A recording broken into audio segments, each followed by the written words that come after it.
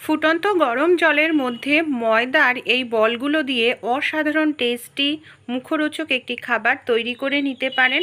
আটা বা ময়দা যে কোনো কিছু দিয়েই কিন্তু তৈরি হয়ে যেতে পারে, আর খুব অল্প সময়ের মধ্যে খুবই স্বাস্থ্যকর একটি রেসিপি। বন্ধুরা, আশা করছি এই রেসিপিটি যদি আপনারাও দেখেন, বাড়িতে কিন্তু আপনারাও করতে চাইবেন।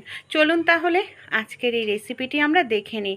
সবার প্রথমে এখানে আমি নিয়ে নিয়েছি কিছুটা সবজি, কিছুটা গাজর নিয়েছি গ্রেট করে, আর এখানে আমি নিয়েছি কিছুটা নর্মাল আলু আর কিছুটা মিষ্টি আলু। এখানে আপনারা আপনাদের পছন্দ অনুযায়ী সবজি এইভাবে কেটে বা গ্রেট করে নেবেন। তারপর গ্যাসের ওপর এখানে আমি সামান্য পরিমাণ তেল দিয়ে দিয়েছি। তেলের মধ্যে কিছুটা পরিমাণ পাঁচফোড়ন দিয়ে দিলাম। ফোড়নটা হয়ে গেলে গ্রেট করে রাখা গাজরটাকে দিয়ে দিচ্ছি, সেই সঙ্গে নর্মাল সাদা আলু আর মিষ্টি আলুটা দিয়ে দিলাম। খুব ভালো করে একটু নাড়াচাড়া করে নেব। তারপর এর মধ্যে পরিমাণ মতো হলুদ গুঁড়ো, লঙ্কা গুঁড়ো মানে লঙ্কা কুচি আর নুন দিয়ে দিলাম। খুব ভালো করে এটাকে আমাদের একটু ভাজা ভাজা করে নিতে হবে। গ্যাসের ফ্লেমটাকে লোতে রাখার চেষ্টা করবেন, তাহলে ভাজাও হয়ে যাবে, সেদ্ধও হয়ে যাবে। যখন এই মিশ্রণটা আমাদের হাফ ভাজা হবে, তখন এর মধ্যে আমি কিছুটা পরিমাণ ভাজা জিরের গুঁড়ো দিয়ে দিচ্ছি। জিরের গুঁড়ো দিয়ে খুব ভালো করে এটাকে মিশিয়ে নেব। এখানে আমি নিয়ে নিয়েছি কিছুটা পরিমাণ বাদাম ভাজা, বাদাম ভাজাটাও দিয়ে দিলাম। এবার খুব ভালো করে এটাকে মিশিয়ে নেব, যেহেতু এটা দেখুন পুরোপুরি সেদ্ধও হয়ে গেছে, ভাজা ভাজাও হয়ে গেছে, তাই এটিকে একটি পাত্রের মধ্যে তুলে নিচ্ছি। এটাকে এবার ভালো করে আমাদের ঠান্ডা করে নিতে হবে। এখানে আমি নিয়ে নিয়েছি বন্ধুরা হাফ কাপ পরিমাণ ময়দা, 1.5 কাপ পরিমাণ আটা। আপনারা শুধু আটা বা শুধু ময়দা দিয়েও করতে পারেন। পরিমাণ মতো নুন দিয়ে দিলাম। খুব ভালো করে নুন দিয়ে এটাকে মিশিয়ে নেব। তারপর এর মধ্যে আমি দিয়ে দিচ্ছি কিছুটা পরিমাণ বেকিং সোডা। বেকিং সোডা দিলে কি হবে, খেতে ভালো হবে, এমনকি ফুলকো ফুলকো তৈরি হবে। তাই এখানে আমি বেকিং সোডাটা দিয়ে দিচ্ছি। বেকিং সোডা দিয়েও ভালো করে মিশিয়ে নেব, যাতে সব জায়গায় বেকিং সোডাটা ভালোভাবে মেশে। এখানে আমি আরেকটি জিনিস দিচ্ছি, সেটা অপশনাল, দিতেও পারেন নাও দিতে পারেন। আমি এখানে 2 চামচ পরিমাণ মতো টক দই দিয়ে দিলাম। টক দইটা দিলে খেতে ভালো হয়। আপনারা চাইলে টক দই স্কিপ করতেও পারেন যদি বাড়িতে হাতের কাছে না থাকে। টক দইটা দিয়ে খুব ভালো করে মিশিয়ে নেওয়ার পর হালকা হালকা করে জল দেব। যেরকমভাবে আমরা রুটি তৈরি করার জন্য ডো তৈরি করি, ঠিক সেইভাবে আমাদের ডোটা তৈরি করে নিতে হবে।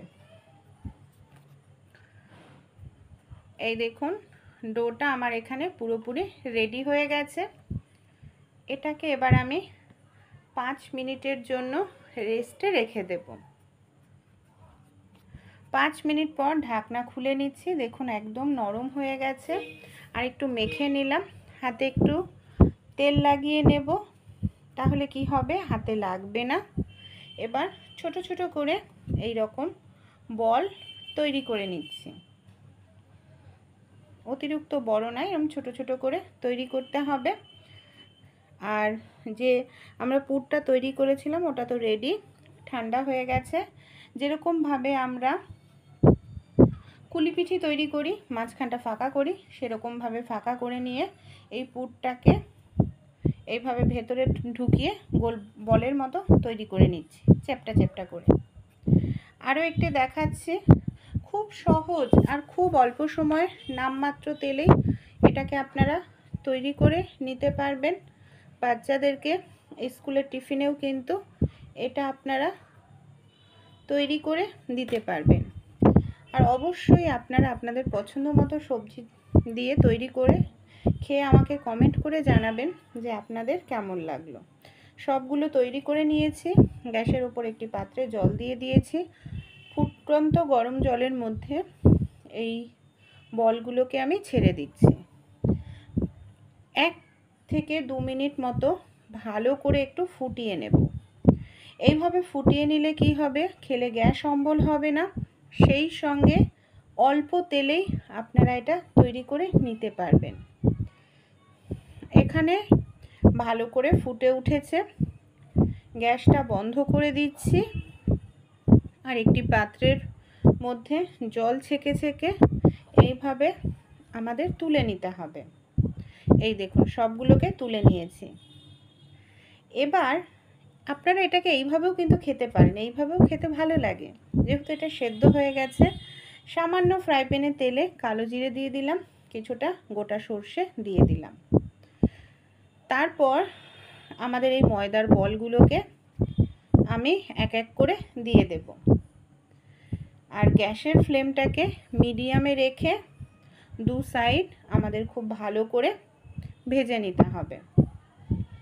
এই দেখুন এক সাইড যখন হয়ে যাবে এটাকে উল্টে দিচ্ছি, কতটা সুন্দর কালার এসছে দেখতে পাচ্ছেন। অপর সাইড আবারও এইভাবে লাল করে ভেজে নেব। যখন 2 সাইড আমাদের এইভাবে লাল করে ভাজা হয়ে যাবে, তখন আমরা এগুলোকে একটি পাত্রের মধ্যে তুলে নেব।